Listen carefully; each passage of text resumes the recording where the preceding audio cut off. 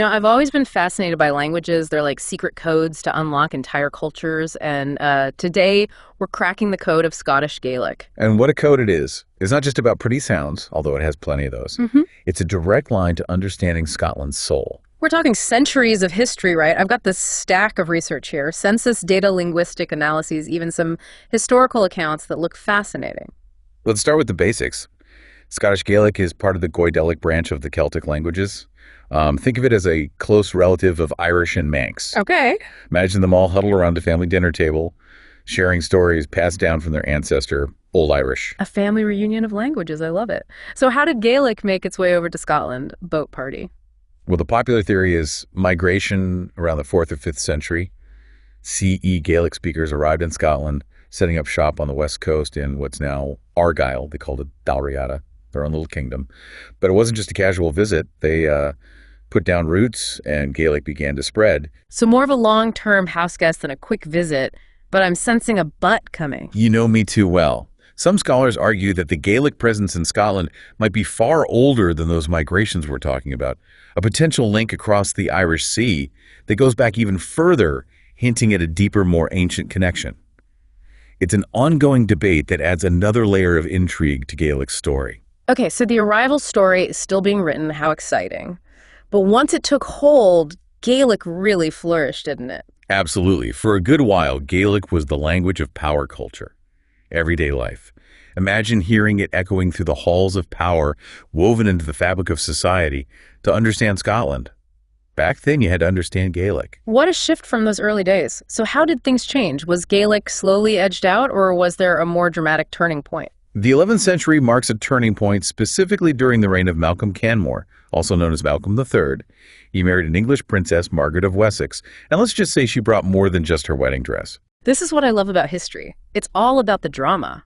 A royal wedding is shaking up the linguistic landscape. Exactly. Anglo-Norman culture, including the language, became all the rage in the Scottish court.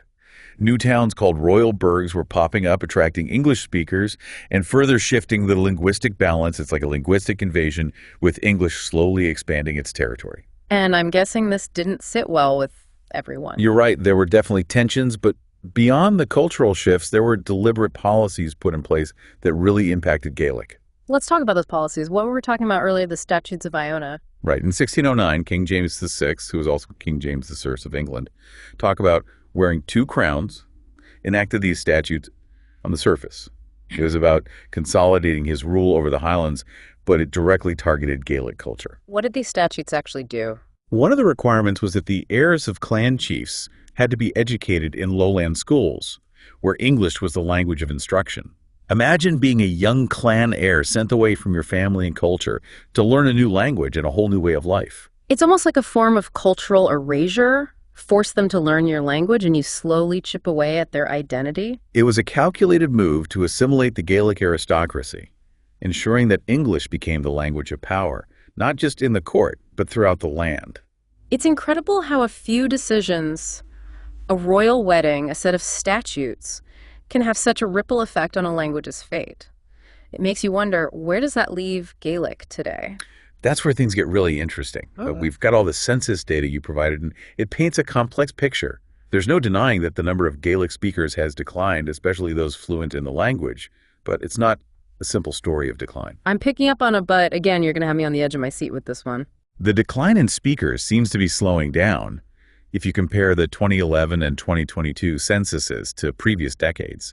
The drop in numbers is less dramatic. It's like Gaelic is digging its heels and showing its resilience. That's heartening to hear. Are there any bright spots, places where Gaelic is still thriving? Absolutely. The Outer Hebrides are like Gaelic strongholds. It's not just a language of the past. It's a living, breathing part of everyday life.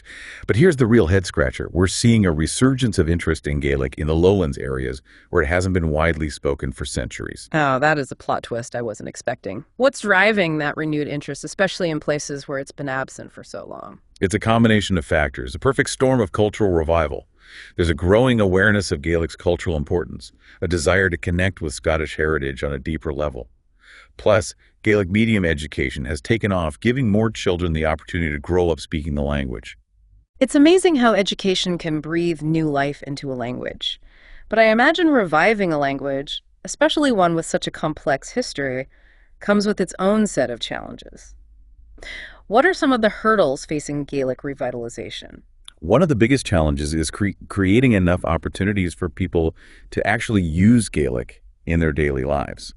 You can learn grammar and vocabulary in a classroom, but fluency comes from having real conversations, ordering your coffee in Gaelic, joking with friends, weaving it into the fabric of everyday life. It's like learning to ride a bike. You can read all the manuals in the world, but you won't truly get it until you hop on and start pedaling. Precisely.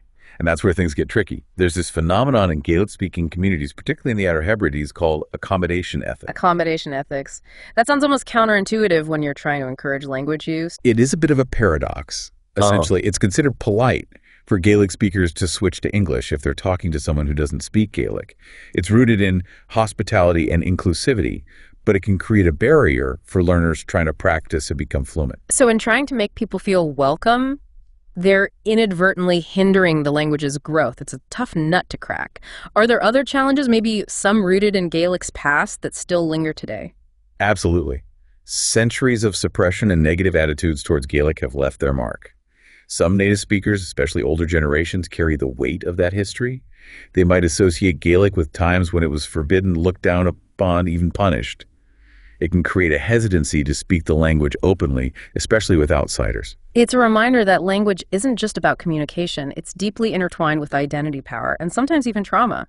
So how do you overcome those deeply ingrained perceptions? It's about creating a space where people feel safe and empowered to use Gaelic, where they can reclaim its beauty and power without fear of judgment.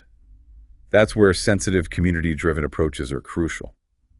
It sounds like healing those wounds, fostering a sense of pride in Gaelic, is just as important as any educational initiative.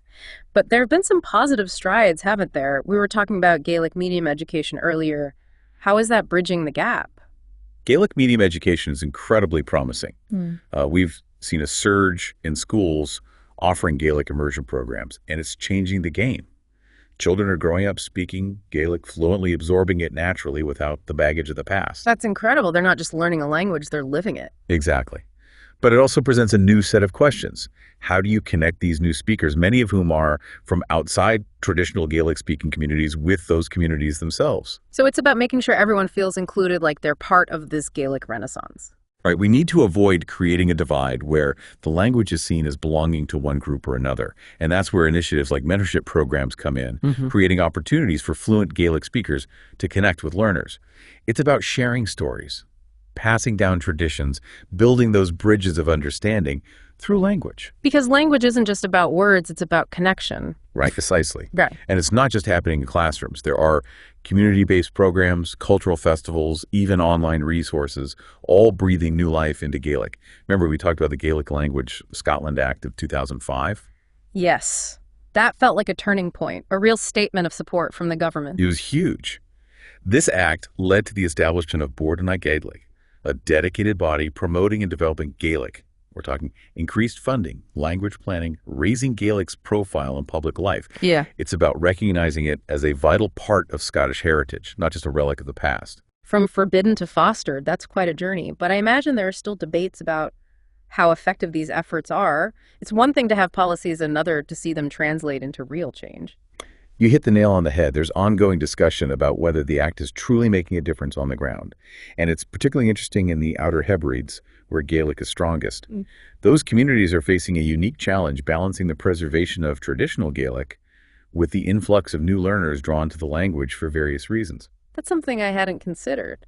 You have this wave of enthusiasm for Gaelic, but it's also bumping up against a deep desire to protect it, to preserve its authenticity. For some native speakers, Gaelic is inseparable from their cultural identity, their sense of belonging. They want to ensure it's passed down through generations in its purest form, safeguarded from outside influences. Then you have these enthusiastic learners eager to dive in, but their approaches, their intentions sometimes clash with those deeply held beliefs. It's like walking a tightrope between preserving the past and embracing the future of the language. It's about finding that sweet spot, that shared love for the language, while respecting its nuances and complexities. It's about creating spaces where both groups feel welcome, where traditional Gaelic flourishes alongside the enthusiasm of learners. It's finding harmony, not just in the language itself, but in how it's learned and shared. And that makes me think about something you touched on earlier. Gaelic's legacy goes beyond spoken conversation. It's woven into the very fabric of Scotland, isn't it? Absolutely. Look at them at place names, whisper tales of a Gaelic past. Listen closely, the music, the poetry they carry, the soul of the Gaels. Even everyday English words have Gaelic roots hidden in plain sight.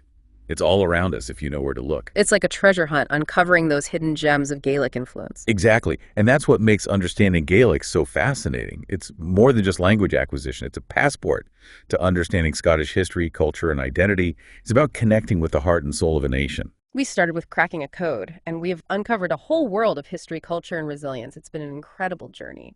To our listener, we hope this deep dive into Scottish Gaelic has sparked your own curiosity.